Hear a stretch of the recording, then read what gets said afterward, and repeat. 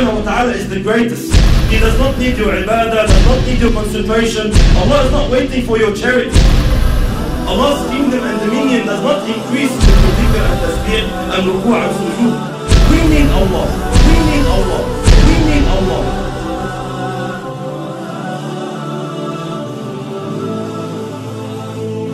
The issue of salat, the problem that we are facing with salat is that salat has to do with spirituality. It has to do with feelings that come through your heart and thoughts that come through your mind.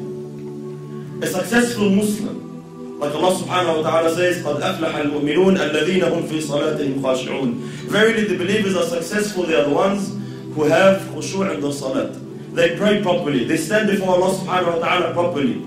A crucial step, a crucial cornerstone in achieving this target is to know who you're standing in front of. Who are you speaking to? Which words are you reading? These feelings, this set of feelings, they have to come through your heart, and the more they take you on, the more they are in your heart, the better your salat is. And the weaker these thoughts and feelings come to your heart, the weaker your prayer is. Most of us, my brothers and sisters, when we stand in our salat, we are daydreaming. That's the honest truth. 90% of us, we're daydreaming in our salat. We're not even thinking of what we are supposed to think about. The thought of thinking of something doesn't exist. Why? Because the intention is not there, the strength is not there, the understanding is not there. This is why briefly, inshallah, what feelings, what emotions must come through our hearts standing before Allah subhanahu wa ta'ala? How can we assist? How can we basically amplify these feelings? Number one, knowing who Allah subhanahu wa ta'ala is. Who am I talking to? Who am I standing in front of? Allah subhanahu wa ta'ala, my brothers and sisters, does not need us. Allah subhanahu wa ta'ala is the greatest. He does not need your ibadah, does not need your concentration. Allah is not waiting for your charity. Allah's kingdom and dominion does not increase with your dhikr and tasbih and ruku' and sujood. We need Allah. We should be honored. Every single one of us, the second you make takbir, the second you say Allahu Akbar, should be honored. That Allah subhanahu wa ta'ala has allowed you a window of opportunity to speak to Him, to stand before Him. This is why the ulama say, whoever wants to talk to Allah, he should pray. You want to talk to Allah, start praying. When you're praying, you are directly, with no barriers, with no intermediaries, with no interpreters, you are speaking to your Lord, your Creator. This is why very, very important that we realize who we're talking to, my brothers. It's a small brief hadith. You know, Allahu Akbar, the understanding we should have who Allah subhanahu wa ta'ala is.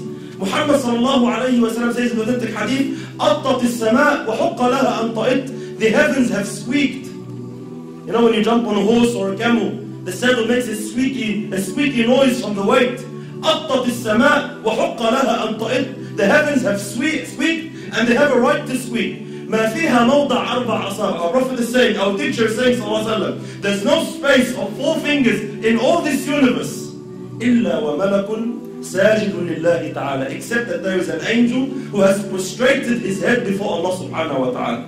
Every 4 fingers, billions and billions of angels, billions and billions of creations of Allah are continuously praising Allah subhanahu wa ta'ala. Allah subhanahu wa ta'ala says, تُسَبِّحُ لَهُ السَّمَوَاتُ السَّبْعُ. The 7 heavens and what it contains and what is in there. تُسَبِّحُ لَهُ السَّمَوَاتُ السَّبْعُ وَالْأَرْضُ, and the land, وَمَنْ فِيهِنْ, and everyone inside them, and everyone within their boundaries. تُسَبِّحُ لَهُ السَّمَوَاتُ السَّبْعُ وَالْأَرْضُ وَمَنْ فِيهِنْ وَإِن مِّن شَيْءٍ إِلَّا يُسَبِّحُ بِحَمْدِهِ وَلَكِنْ لَا تَفْقَهُونَ تَسْبِيحَهُ. Everything is praising Allah. Rock, land, tree, whatever it is praising Allah, glorifying Allah. وَلَكِنْ لَا تَفْقَهُونَ تَسْبِيحَهُ إِنَّهُ كَانَ حَلِيمًا غَفُورًا. But you don't understand, you don't comprehend the praise, you can't hear the praise. But everything is praising Allah. Allah is not in need of you. Allah is not in need of you standing, you know, feeling obliged like most of us. Why do we pray? Majority of us, my brothers, we pray to offload the obligation. Alhamdulillah, I finished my salat.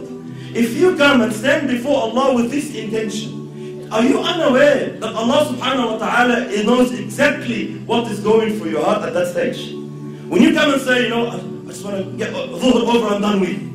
You know these feelings that come to us, we don't say them in public. No one comes and says, Allah, khalasna baqى, let's pray. No one says that. No one says to his man, Allah, get over and done with, khalas. We say, let's go pray. Though in my heart, Allah, please, let's go over and done with. This feeling that I'm praying just to offload the burden of salat is not the right feeling you should have. You should be honored, my brothers and sisters, wallahi, in issues of dunya. When we deal in our dunya here, with human beings like us, wallahi, subhanallah, if you stand in front of someone you're afraid of, like a judge in court, or a bully of some sort in Auburn, or a president, a prime minister, an ASIO agent, wherever you stand in front of, what happens to you naturally, without no motivation, without no one to have to give you a 7-step course on how to fear him? Naturally speaking, subhanallah, your heart starts pounding. You feel something. When you stand in front of the judge and he's about to announce the decision whether you'll got 15 years in jail or not, your heart starts pounding naturally. No one needs to give you a course. Why? Because we are aware who this person is. I know who he is. I know what authority he has. I know what he can do. I know what he can decide now. He can wreck my life. And because I know this, naturally the feeling, the emotion comes naturally. The problem is when we deal with Allah, these feelings do not exist.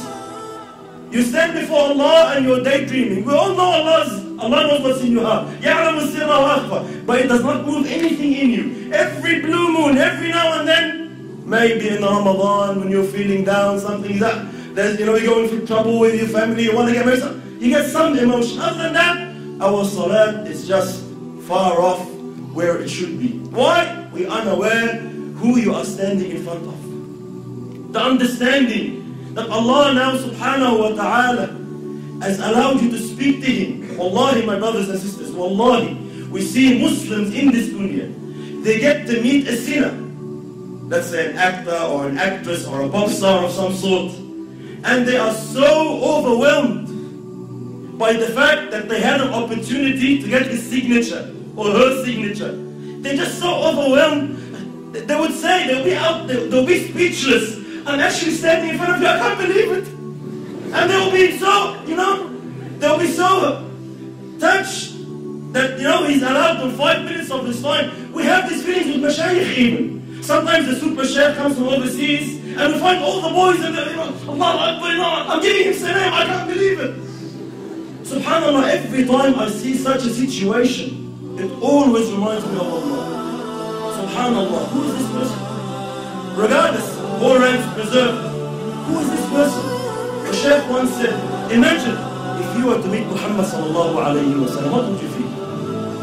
Imagine if Rasulullah sallallahu said, I'll give you 5 minutes of my time, come meet me. What would you think? Would you daydream? Would you be sitting with Rasulullah thinking of your wife? Would you be sitting in front of Muhammad sallallahu alayhi wa sallam thinking about work? No way on earth. Why? Prophet of Allah is he. You'll be taken. You'll be absorbed in the discussion. But subhanallah, we stand before Allah every day 5 times daydreaming. Why? We are unaware who Allah subhanahu wa ta'ala is. And how patient is Allah?